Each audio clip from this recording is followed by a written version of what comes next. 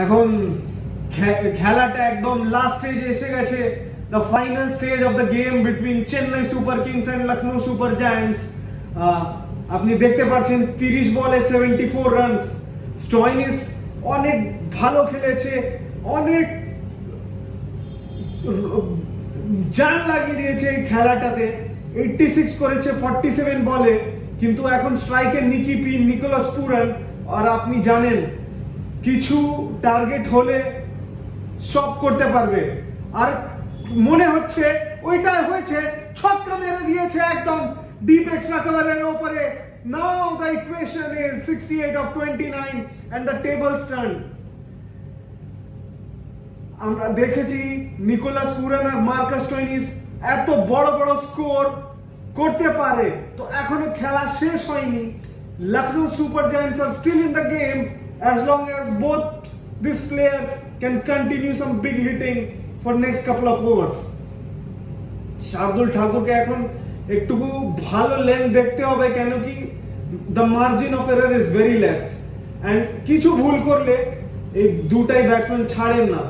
55 এর পার্টনারশিপ হয়েছে 27 বলে, যেমনি আমি বলছিলাম both batters are dangerous hitters, and here you go another ball and it's a boundary. What a boundary! আমি বলতে পারি এটা মনে হচ্ছিল ইয়র্কার যাবে, কিন্তু কি কাট মেরেছে পয়েন্টের পাশের থেকে।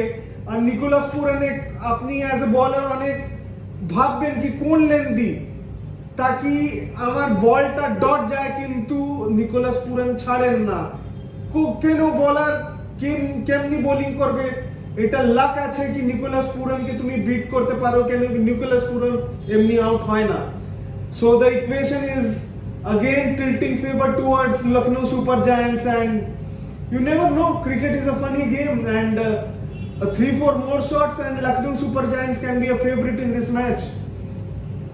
আপনি দেখতে পাচ্ছেন last few overs has been dramatic.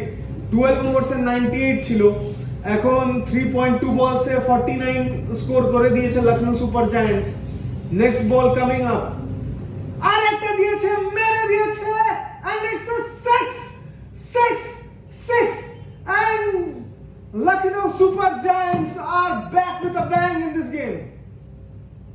এখন ধোনি ভাবছেন কি করে এই ম্যাচটাতে আবার আমরা আসতে পারি, কিন্তু এমনি খেলবেন নিকোলাস পুরান আর Marcus Stoinis, then I don't think any captainship or any fielding or any bowling can sustain this kind of power hitting.